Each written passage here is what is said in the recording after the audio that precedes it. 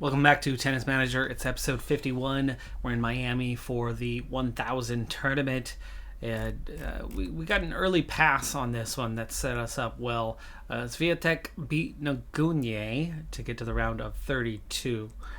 The seeded players so far have all made progression other than Pegula knocking off Andreeva. Hurricane Tyra Froden with the upset over Kudermetova to get in to play the 3 seed Zhang. And finally into that bottom portion of the bracket where we find ourselves. You can see all the seeded players getting those first round buys as we did. And we're going to go up against Kasatkina. Not the easiest draw. It's not somebody too far outside of the rankings for this 1000 level tournament. But with Kalinina, Potapova, we've got a decent chance of progressing to round of 16. With our biggest tournament victory being a 500, this is one of those things we'd love to check off, though obviously I don't think we're still quite at that level yet to be contending for a win. But I do think that top 16 or maybe top 8 is definitely possible. Potapova produced the upset, so we get the 42nd ranked player here in this third round. 7-5, 6-3. So checking back in now on the round of 16. Swiatek is through to the quarters. Osaka is through to the quarters. Those are the only two that have been played so far. Peyton Stearns is the only other non-seeded player to make the round of 16. Rybakina, the opponent here. Pretty tough match ahead of us. Possible to go through, but unlikely. And we are down. Technically, it's fourth round, third round we played. It's a good performance. It will pay out well. We lose in a tiebreaker in that first set and then lose 4-6 in the second set. Overall, it's 46% of points won. So we get beat. It wasn't super close, but it certainly wasn't us getting blown out. We kept it competitive throughout. -11 on the winners. Unforced errors helped keep us in it with a +8 in that department. And out of 139 points, to only have 6 unforced errors. That's 5%, below 5%, 4.5 or so. Great job there. We did get forced into errors a little bit more often. I think keeping it clean is what kept it pretty close. But that's a 25K payout. Cross also had a decent little tournament with a round of 16 for 6K, giving us a near neutral balance for the month of March. End of last episode, we had a new scout. I think a good one, wasn't it? Like a tier 5, 7. Rabman. Wow. Player evaluation of 17 and is going to sign the contract. That's going to be a big boost to our progression possibilities. End of the hard season. We're up 2 spots for King from 14th to 12th with over 1,100 points scored and $1.3 million made in the Academy share. 1 tournament win, 18 out of 24 with some high-level tournaments. 75% win rate is good. It's good to maintain that sort of level. Cross, 5 wins from 12 in 7 tournaments. Yeah, not a great stretch overall. Saw her ranking fall, and that last performance helped her out. I think 3 of her 5 wins came right there at the end. A little more balance with 56% win rate for Noelle, enough to at least maintain ranking. And for Nava, bit of an improvement, up 26 spots, 172K, 13 wins from 19 played, 68%. Definitely a better performance. 3 out of 4 doing pretty well over that stretch, and the 4th one doing something. Next up is a 250. We come in as a 2 seed with a very, very easy path through the first few rounds. I wanted to make sure we're maintaining form and getting performances. You don't know how you're going to do it in tournaments, early ahead of time. We've done pretty well and our form is good, so I really don't need this tournament, but too late. We've already signed up for it. Let's see. We're the 2 seed, so we're certainly not guaranteed to win, but I think we should be making the semifinals at a minimum. First 2 rounds were very easy. The third round, similar to the second round, comfortable but not overwhelmingly dominant, but certainly dominant to an extent. Plus 22 on winners, more than double what she was able to do. We didn't keep it terribly clean with 12 unforced errors, but that's not too far over the 10%. We weren't forced into very many errors at all, though, but still only +6 in that department. Alicia Parks is somebody we have played at least a couple of times. Nava is also doing well in his tournament, winning his quarterfinal, so we're into the semis now. Ocean Babel, the opponent, somebody I think we've had some trouble with, but the 1 seed Efremova has been knocked out in the quarters, meaning we've got a real solid chance to take this tournament. Yeah, 2-1 all time against Ocean Babel. Considered a balanced match. She beat us in the middle one with 2 tiebreak wins. And it's taken us 3 sets to beat her each time, so she's been pretty tough. This year's Australian Open, so round of 64, it was pretty recent that we went up against her. US Open the previous time, she knocked us out in the first round there. And she knocks us out here, so bit of our bogey player, though, the one who kind of regularly gets the better of us while being much lower ranked.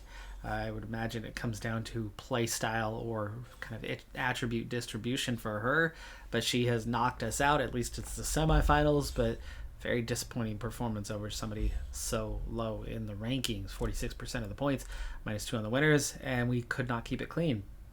-10 in the unforced errors, +2 in the forced. So very balanced on the winners and the forced errors. It was the unforced errors that cost us this match. We were -10 overall, and it was -10 in the unforced. It's the semifinals though, so it pays out a little bit anyway with 11K. Nava made his final, but he lost his final. That should also pay out a little bit at least. All 3 of our other athletes made quarterfinals of their tournaments this week, and 2 of them have made the semifinal, and one of them, Noelle, has made the final of her Pro 115 tournament. For the first 2, we've already added up to 12, almost 13K plus whatever Noelle's going to get. And Noelle has lost the final, but at least she made it, and at least all 3 of them are starting to build form. It looks like better staff really is making a difference. We've seen a lot more consistency from the team over time. So remember how we rebuilt the staff a bit, replaced a number of positions. One of those new hires, Janice Valdez, has gotten us up to a level 4 experience trainer, specifically in our technical department. It's only 3 stars, right? It's a lot harder to pull stars in technical training than it is in other areas, outside of your level 9 most experienced of members. But this is what it's like having better staff members in technical. Of course, King is going to outdevelop everybody else, right? We know that already. She's got the better potential, and she's definitely in stride right now, developing well. But I've never had technical development from King being even remotely close to what she gets in the physical or mental area, where I manage her through there. So technical's always taken longer. It's part of the reason why. It's a lot of attributes, and it's one of the reasons why we've been yet to get that win, right? Because it's a lot more attributes and they train a lot slower. But our new staff member is definitely making a dent on that. I did 2 controlled training sessions this week, and we gained 53%. So we're getting a quarter of a point in one, and it was down to the last 2 attributes that are not yet at 10. It should be leveling up a little faster compared to other things like volley that did pretty well with 17%, but still real positive sign there that we're making more rapid progress than ever before in technicals. We weren't getting this in levels 3, 4, 5. So late April, we're on to our next 1,000 level tournament in Madrid. And again, we're already kind of pushing into these later rounds. I've dropped 1 spot from 12 to 13, but it's all the seeded players until you get to Hurricane again, upsetting, this time Klugman. And we come in with Leah Fernandez. Not an easy matchup at all for this round of 64. Kaladina, the potential opponent, even though we've dropped to 13th, we still get that 12 seed. And so we kind of have that same path right now towards that round of 16. 3-0 all-time against Fernandez, though she's not an easy match. And it proves to not be easy, but it proves to be another win against her. 6-2, 4-6, 6-2, equal on winners. Unforced errors, huge advantage there, where we did half of what she did with a +13. Forced errors also a +6. 56%. A little bit better than what we've seen in those other matches. A little more decisive, yet still kind of close. No easy match this time, as Kalinina has gone through, just barely, in straight sets though. But a 13-29 matchup, 12-28 on what we saw there. Balanced match. Should advance, though. First time going head-to-head. And, yeah, her web's not great. We should be winning this. Good player. Puts up a challenge, but we do come away winners. 3-6, 6-2, 6-3, so we have to battle from behind. Just 52%, just 7 points advantage overall, plus 6 in the winners, that being the ultimate difference. Unforced errors -4, but forced errors +4, offsetting each other. And so we once again head to that round of 16. Swiatek getting the win there, hanging on in 3 sets. Fruhvirtova winning in 3 sets. And of course it's Rybakina yet again in the round of 16. The seeding placing us in the exact same place as before.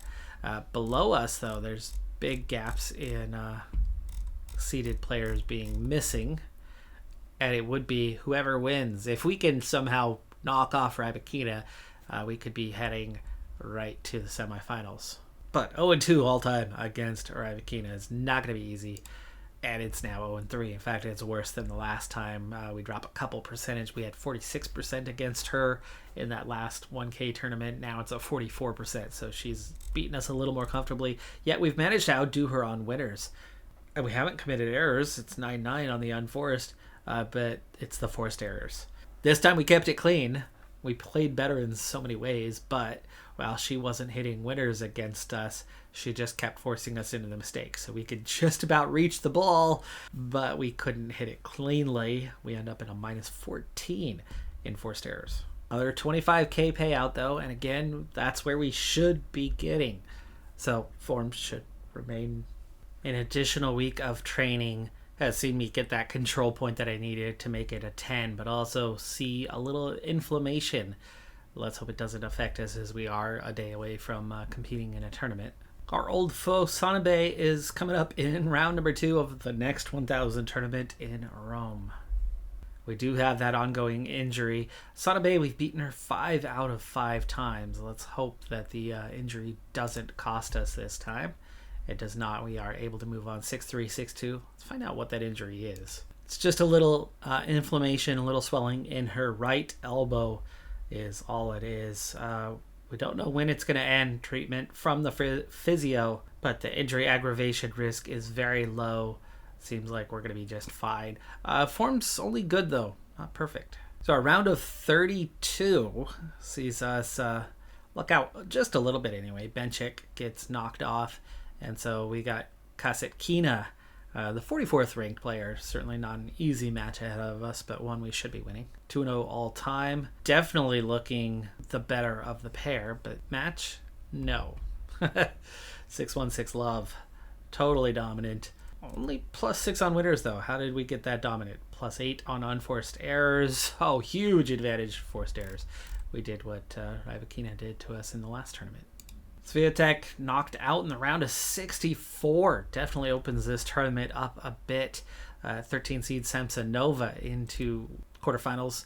Bartenkova into the quarterfinals, so definitely easier setup there. Raducanu, the highest ranked, with Kruger, and they'll face the winner of us and Osaka, who is now down to 26th in the ranking. We know she's going to have a very powerful serve at this older age. Yeah, she's not as strong as she was. She still has a really good forehand, really good serve. Her court coverage is definitely deteriorating. First time head-to-head. Dang. Looking, though, at that summary, this one will be tough, even though we're the higher-ranked player and have performed better. We've been more consistent, and we're through. Anyway, 55%, 6-2, 6-4, +7 on the winners. She got us on serve winners, though, with 5 of them. Unforced errors was -2, but the forced errors, +11. That's that court coverage.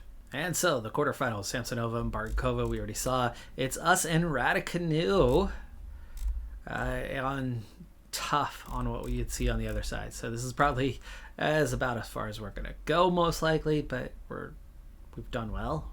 We've made the final 8. It's going to be good for points. It's going to be good for the payout. We get 25K when we go out the round prior. Raducanu, really strong serve, very good return, pretty good court coverage, very consistent. First time head-to-head. Tough match, though. She's got enough of an advantage over us. It's a 1000 tournament. We'll save this for the end. We'll still simulate this thing. And we've beaten her 7-5, 6-3. we've carried through, in fact, pretty comfortably. Look at that, 57, not 75. 57% points won, +3 on the winners. Unforced errors, kept it clean, under the 10%, +5, and forced errors again, +8. So the remaining 4, Brenda Fruhvirtova, number 2 overall, and the favorite to win this tournament now, has a very easy path to the final with Schneider, who's 52nd, but it's us and Samsonova. I think we have played Samsonova before, just once. That was last year in Seoul. 3-set winner on that one. Good forehand. Definitely not a bad player at all. Stronger than us in most ways, but we're just good enough to make it balanced.